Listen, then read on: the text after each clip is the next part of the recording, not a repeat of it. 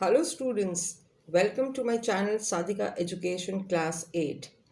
आज हम करेंगे chapter linear equation in one variable की एक्सरसाइज 2.1।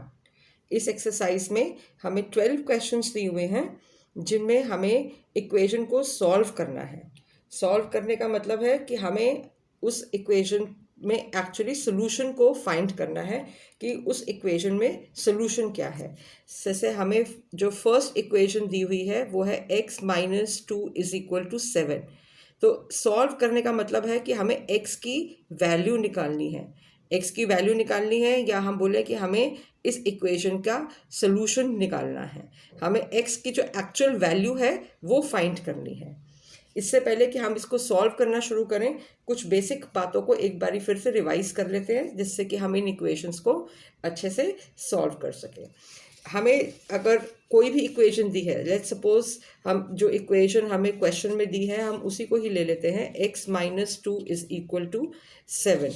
तो ये वाली जो साइड होती है इज इक्वल टू के हमारे जो लेफ्ट हैंड साइड पर होती है उसको हम बोलते हैं LHS या इसको लेफ्ट हैंड साइड बोलेंगे, और इस वाली साइड को हम बोलते हैं राइट हैंड साइड या RHS।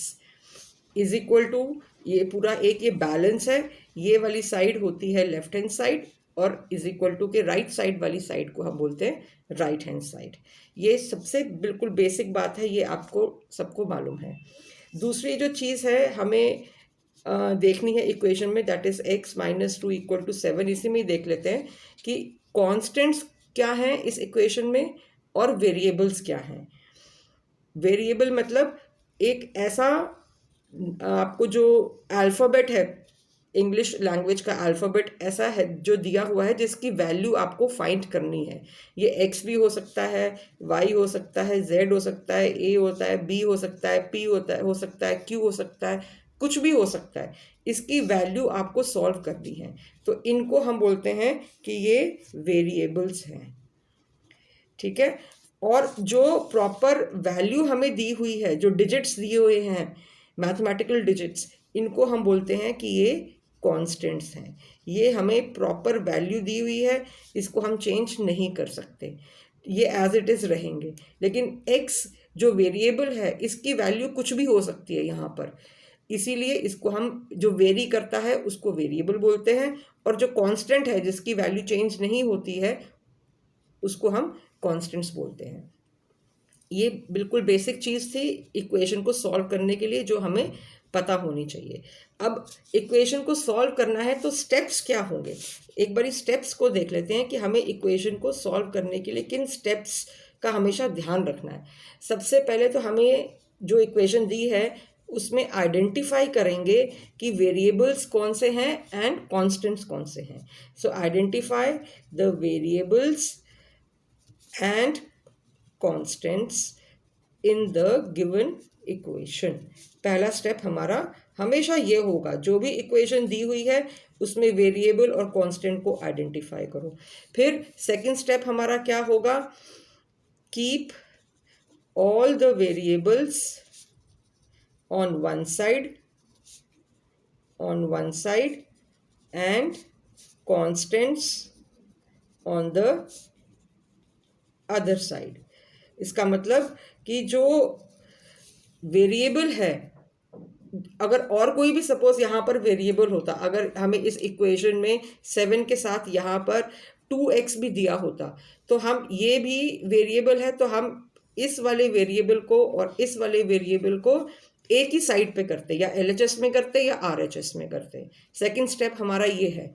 फर्स्ट स्टेप ये है कि हमने आइडेंटिफाई करना है कि वेरिएबल और कांस्टेंट कौन से हैं इक्वेशन में।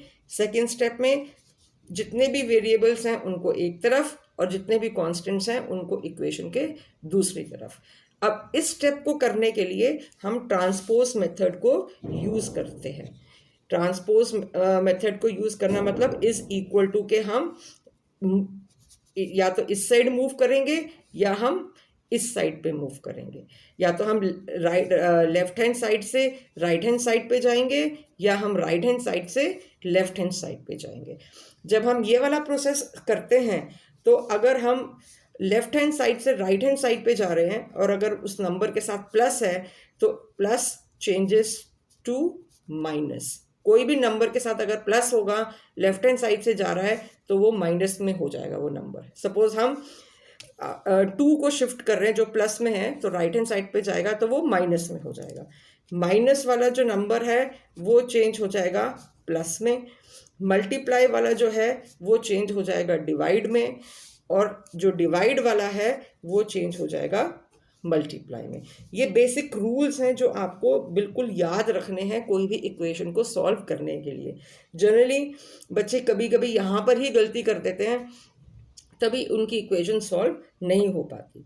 तो एक बार फिर देखते हैं कि हमने कौन से स्टेप अभी तक डिस्कस करें। सबसे पहले तो जो भी इक्वेशन दी हुई है उसमें आइडेंटिफाई करना है कि कौन सा वेरिएबल है और कौन सा कांस्टेंट है।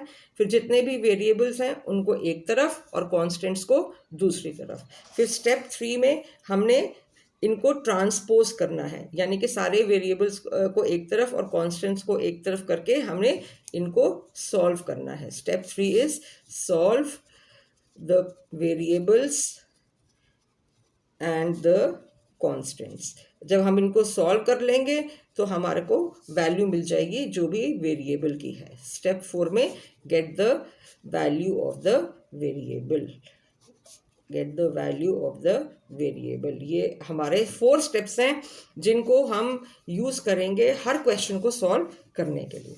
तो चलो, सो लेट्स गेट स्टार्टेड। जो क्वेश्चन नंबर 1 है उसमें हमें बोला है x minus 2 is equal to 7। तो सबसे पहले हम आइडेंटिफाई करते हैं कि कौन सा वेरिएबल है और कौन सा कांस्टेंट है। ये है हमारा वेरिएबल, ये है हमारा कांस्टेंट, और 7 है हमारा कांस्टेंट। ठीक है, अब स्टेप 2 में क्या करना है, वेरिएबल्स को एक तरफ और कांस्टेंट्स को एक तरफ करना है। तो वेरिएबल तो यहाँ पर सिर्फ एक ही है तो इसको हम यहीं रहने देते हैं, और जो कांस्टेंट है 2 हैं, तो दूसरी साइड पे अब हमें कांस्टेंट को करना है। जहाँ वेरिएबल कर लिया वहाँ कांस्टेंट को नहीं करना, जहाँ कांस्टेंट को कर लिया वहाँ वेरिएबल को नहीं करना। तो 7 को हमने राइट हैंड साइड पे रहने दिया, और ये जो -2 है इसको अब हम यहाँ पर राइट हैंड साइड पे ट्रांसपोज करेंगे। तो -2 विल चेंज टू +2, क्योंकि अभी हमने यहाँ पे डिस्कस करा था कि माइनस का जो नंबर है वो अगर हम उसको चेंज करेंगे तो वो प्लस में हो जाएगा। किसी भी साइड से अगर हम उसको ट्रांसपोज करेंगे, राइट हैंड साइड से लेफ्ट हैंड साइड या लेफ्ट हैंड साइड से राइट हैंड साइड। तो अब बिल्कुल सिंपल हो गया, x is equal to 7 + 2 is equal to 9। तो ये जो x इक्वल टू 9, हमें यही वैल्यू फाइंड करनी थी जो x की हमसे बोली गई थी क्वेश्चन में निकालने के लिए। तो ये एक्चुअल में सोल्यूशन है गिवन इक्वेशन का। ठीक है, तो हम यहाँ पे लिख सकते हैं therefore x equal to 9 is the solution of the given equation. Right, अब सेकेंड क्वेश्चन भी बिल्कुल ऐसा ही है, सिंपल है। इसमें हम देखते हैं कि y + 3 is equal to 10। Step 1, identify the variables and the constant. अब y जो है वेरिएबल है, 3 जो है वो कांस्टेंट है, 10 भी जो है वो कांस्टेंट है। स्टेप 1 हमारा हो गया। अब स्टेप 2 हमें क्या बोलता है कि keep all the variables on one side and constants on the other side. अब वेरिएबल हमारे पास एक ही है तो इस वेरिएबल को हम यहीं रहने देते हैं, और कांस्टेंट्स हमारे पास 2 हैं तो इन दोनों को हम दूसरी साइड पे लेके जाएंगे, क्योंकि लेफ्ट हैंड साइड पे हमने y को रख लिया है। तो 10 + 3 है तो इधर जाएगा तो -3, y इज इक्वल टू 10 - 3 होता है 7। सो y इज इक्वल टू 7 जो है इस इक्वेशन का हमारा सोल्यूशन हो गया। बहुत इजी है, बहुत ही सिंपल एक्सरसाइज है। तो हम यहाँ पे लिख सकते हैं therefore y is equal to 7 is the solution of the given equation. Right? Now we will see question number 3. ये भी बहुत easy है। 6 is equal to z plus 2. Step 1, identify करना है वेरिएबल्स को और कांस्टेंट को। ये हमारा कांस्टेंट है, ये z वेरिएबल है और 2 जो है वो कांस्टेंट है। स्टेप 2 हमें बोलता है कि वेरिएबल्स को एक साइड पे करो और कांस्टेंट्स को दूसरी साइड पे करो। तो हम स्टेप 2 अब फॉलो कर लेते हैं। कांस्टेंट अब यहाँ पर है, वेरिएबल यहाँ है, कोई बात नहीं, वेरिएबल को वहीं रहने देते, इस कांस्टेंट को एज इट इज़ यहाँ छोड़ देते हैं 2 को जब हम यहाँ शिफ्ट करेंगे तो +2 की जगह हो जाएगा -2, क्योंकि हमें रूल ने यही बोला है कि प्लस जो है it changes to minus. Okay, अब 6 - 2 इज इक्वल टू z। 6 - 2 होता है 4, 4 equal to z। That means ये हमारा सोल्यूशन है गिवन इक्वेशन का। तो लिख देते हैं therefore y is z is equal to 4 is the solution of the given equation। ठीक है, अब हम देखते हैं क्वेश्चन नंबर 4। इसमें हमें दिया हुआ है 3/7 plus x is equal to 17/7। अब यहाँ फ्रैक्शंस को देख के हमें घबरा नहीं जाना कि अब इसको कैसे सॉल्व करेंगे। पहले जो 3 क्वेश्चन थे उनमें तो सिंपल हमें नंबर्स दिए हुए थे, वही स्टेप्स करेंगे, उन्हीं स्टेप्स को फॉलो करते करते हमें आंसर मिल जाएगा। 3/7 क्या है? कांस्टेंट है। x वेरिएबल है। 17/7 भी कांस्टेंट है। स्टेप 1 हमने कर लिया। स्टेप 2 ने हमें बोला है कि कांस्टेंट्स और वेरिएबल्स को एक तरफ करो। अब x जो वेरिएबल है उसको हम यहीं रहने देते हैं। कांस्टेंट एक ये है 17/7, इसको यहीं रखा। 3/7 भी कांस्टेंट है। ये लेफ्ट हैंड साइड से जब ये यहाँ जाएगा तो ये प्लस से क्या हो जाएगा? -3/7। अब इसको सॉल्व कर लेते हैं। 17/7 -3/7, जब डिनोमिनेटर सेम होते हैं कोई भी दो फ्रैक्शंस के, कोई भी दो रैशनल नंबर्स के, तो हम उनको एज इट इज लिख लेते हैं और न्यूमरेटर्स को हम सॉल्व कर लेते हैं। तो 7 ही रहा यहाँ पर डिनोमिनेटर। 17 - 4 कितना हो गया? 14। 14/7। अब हमें यहाँ पर बिल्कुल क्लियर दिखाई दे रहा है कि 14/7 कैंसिल होता है 7 के टेबल से। 7 × 1 = 7, 7 × 2 = 14। So x is equal to 2. This is the solution of the given equation. तो लिख लेते हैं therefore the solution of the given equation is x equal to 2। ये हमारा आंसर हो गया। आई होप ये फर्स्ट 4 क्वेश्चंस आपको क्लियर हो गए होंगे। बहुत ही सिंपल है, स्टेप्स को फॉलो करते जाएंगे और सॉल्व करते जाएंगे। Next question number 5। Question number 5 हमें बोल रहा है 6x is equal to 12। 6x, जब कभी भी वेरिएबल और कांस्टेंट, ये कांस्टेंट है और ये वेरिएबल है, जब इन दोनों के बीच में कोई भी साइन अगर आपको कभी दिखाई नहीं देगा और दोनों एक साथ लिखे हैं तो दैट मीन्स ये दोनों नंबर्स मल्टीप्लाइड हैं। This means 6 × x is equal to 12। हमारी इक्वेशन ये हुई। अब अकॉर्डिंगली हमने सॉल्व करना है। और इसी तरीके के क्वेश्चंस में जनरली बच्चे कई बारी गलती कर जाते हैं, तो इसको हमेशा ध्यान से रखना कि यहाँ पर ये मल्टीप्लाई में है, तो जब इसको हम लेफ्ट हैंड साइड से राइट हैंड साइड पे लेके जाएंगे तो ये डिवाइड हो जाएगा, ये 12/6 हो जाएगा, क्योंकि यहाँ पर ये x के साथ मल्टीप्लाई में है। हमने अभी यहाँ पे रूल में ये डिस्कस करा था कि मल्टीप्लाई वाला जो है वो डिवाइड में चेंज हो जाता है और डिवाइड वाला जो है वो मल्टीप्लाई में चेंज हो जाता है। ओके, अब इसको हम कैंसिल कर देते हैं। 6 × 1 = 6, 6 × 2 = 12। So x is equal to 2 is the solution of the given equation. तो लिख लेते हैं the solution of the given equation is x equal to 2, right? अब 7th question, 2x/3 is equal to 18। यहाँ पर आपको 2/3 दिखाई दे रहा है कि ये पूरा कांस्टेंट है और x जो है यहाँ पर वेरिएबल है और 18 क्या है? यहाँ पर कांस्टेंट है। तो आइडेंटिफाई करा यहाँ पर हमने, ये कांस्टेंट 2/3 कांस्टेंट और x जो है ये वेरिएबल है। अब कांस्टेंट को हमने अलग करना है और वेरिएबल को अलग करना है, वही स्टेप्स करेंगे। तो सबसे पहले यहाँ पर ये डिनोमिनेटर में हमें दिखाई जो दे रहा है, ये वाला जो कांस्टेंट है ये डिवीजन में है, राइट? अब जब ये राइट हैंड साइड पे हम इसको शिफ्ट करेंगे तो ये मल्टीप्लिकेशन में हो जाएगा। तो ये हो जाएगा 2x इज इक्वल टू 18 × 3। अब 2x, अभी हमने इसी क्वेश्चन में ऊपर देखा कि जब कांस्टेंट और वेरिएबल एक साथ लिखे होते हैं बिना किसी साइन के, तो that means they are both multiplied, that means 6 into x. So same way 2x is same as 2 multiplied by x. तो मल्टीप्लाई हुआ तो राइट हैंड साइड पे चला जाएगा, तो ये डिवाइड हो गया. अब इसको डिवाइड कर लेंगे तो 2 9s are 18. So x is equal to 9 3s are 27.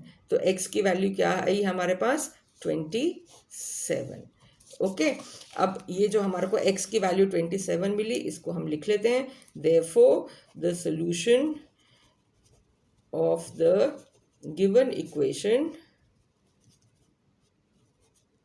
Is x equal to 27. बिल्कुल सिंपल सा क्वेश्चन था. इसको देख के भी थोड़ा सा लगता है कि कैसे सॉल्व करें.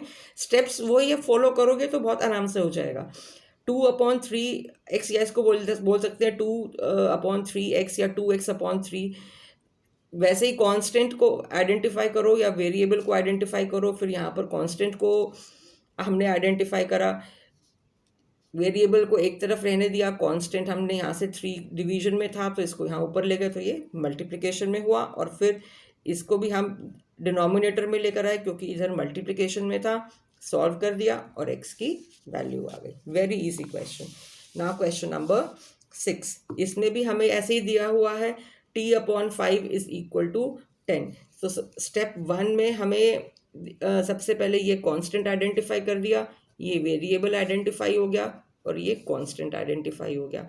अब इस कांस्टेंट को हमने यहाँ से शिफ्ट करना है क्योंकि वेरिएबल को यहीं रहने देंगे हम. तो अब जब वेरिएबल को यहाँ हमने रखा तो ये हो गया t is equal to 10 multiplied by 5, क्योंकि यहाँ 5 डिवीजन में है. जब डिवीजन से इस साइड पे जाएगा तो क्या हो जाएगा मल्टीप्लाइड. डिवीजन से साइन अगर हमने चेंज करना है तो वो मल्टीप्लाई में होगा. कब? जब हम ट्रांसपोज कर रहे हैं लेफ्ट हैंड साइड से राइट हैंड साइड या राइट हैंड साइड से लेफ्ट हैंड साइड.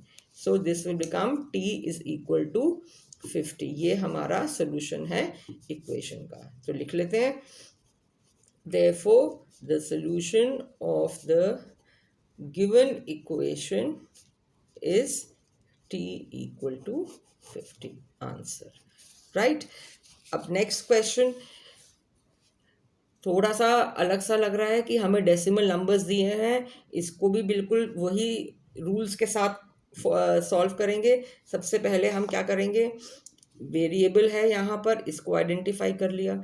ये कांस्टेंट है, इसको आइडेंटिफाई कर लिया और ये भी कांस्टेंट है. स्टेप 1 हमारा पूरा हो गया. स्टेप 2 में हमें कांस्टेंट को एक तरफ और वेरिएबल को एक तरफ रखना है. तो कैसे करेंगे कि ये दोनों कांस्टेंट्स हैं, इनको एक साथ कर लेते हैं और इस y को यही रहने देंगे. यहाँ कांस्टेंट डिवीजन में है तो दूसरी साइड पे जाएगा तो मल्टीप्लिकेशन में हो जाएगा. तो ये हो गया 1.6 multiplied by 1.5 is equal to y. अब 1.6 और 1.5 को मल्टीप्लाई करेंगे तो हमें मिलेगा 2.40 इज इक्वल टू y. अब लास्ट में क्योंकि 0 है डेसिमल के बाद तो वो हमें लिखने की ज़रूरत नहीं है, तो हम लिख देंगे सिर्फ 2.4 is equal to y. This is the solution of the given equation. Right, तो लिख लेते हैं इसको.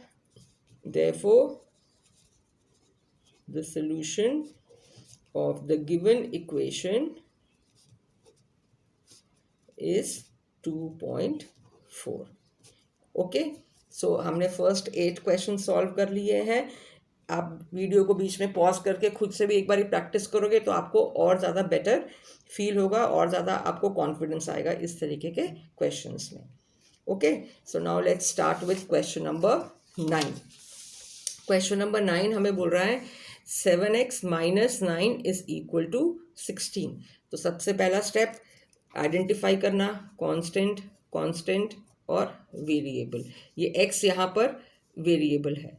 ओके, अब और 7 यहाँ पर कांस्टेंट है तो इसमें 7 को हमें यहाँ से शिफ्ट करना पड़ेगा. अब 7x को हम यहीं रहने देते हैं क्योंकि अभी ये वेरिएबल के साथ है. 16 हमने लिख लिया. -9 को यहाँ लेके जाएंगे, ट्रांसपोज करेंगे तो ये +9 हो गया. सो 7x इज इक्वल टू 16 + 9 कितना होता है 25. अब ये दोनों क्या हो रहे हैं, मल्टीप्लाई। जब भी एक कांस्टेंट और एक वेरिएबल दोनों एक साथ लिखे होते हैं बिना किसी साइन के, दैट मीन्स ये दोनों नंबर्स मल्टीप्लाई में हैं। जब मल्टीप्लाई में है तो 7 यहाँ से जब राइट हैंड साइड पे जाएगा तो ये डिवाइड हो जाएगा। सो 25/7 ये हमारा सोल्यूशन है इक्वेशन का। ओके, अब इसी तरीके से 10th क्वेश्चन को देख लेते हैं। बिल्कुल ऐसा ही है जैसे अभी 9th हमने करा। आइडेंटिफाई करेंगे। आइडेंटिफाई करने के लिए सबसे पहले ये कांस्टेंट, ये वेरिएबल और ये constant.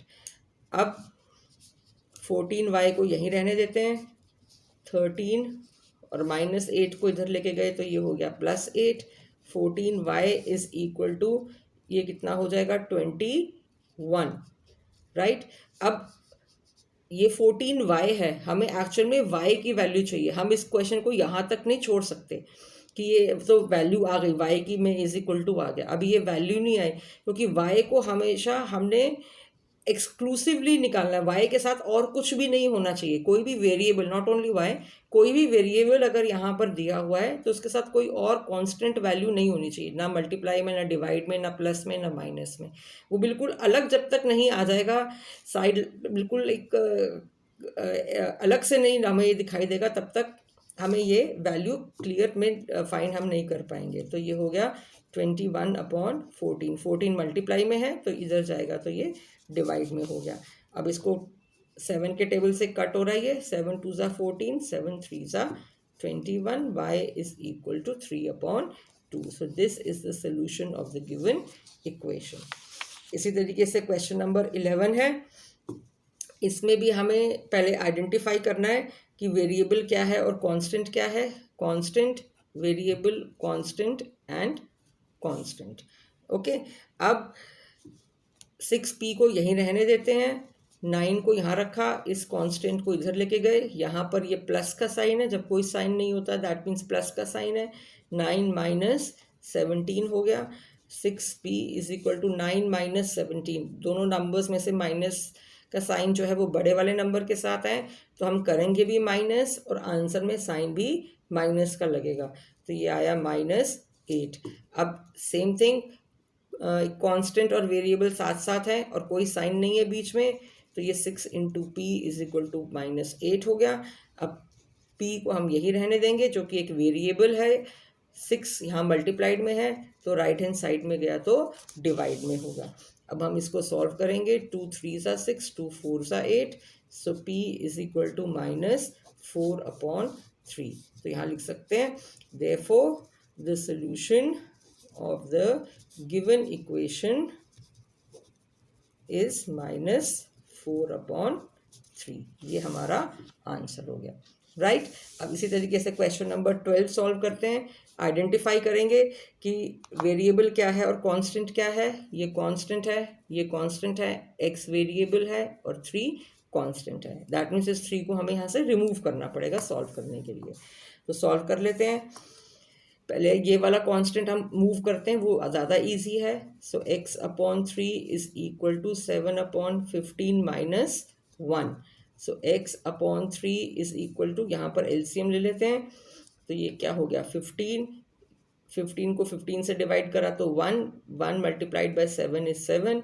1 divided by 15 is 15 multiplied by 1 15। So x is equal to x/3 is equal to 7 - 15 होता है हमारा 8।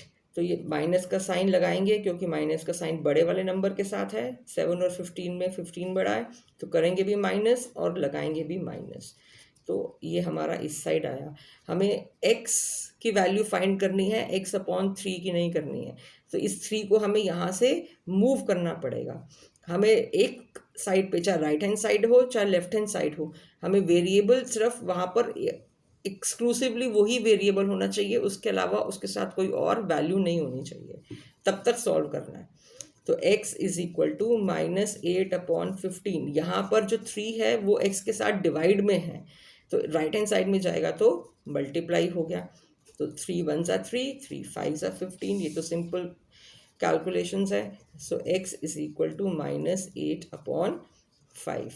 यहाँ तक आपको आई थिंक क्लियर हो गया होगा। We have solved all 12 questions. I hope आपके लिए वीडियो यूज़फुल होगी.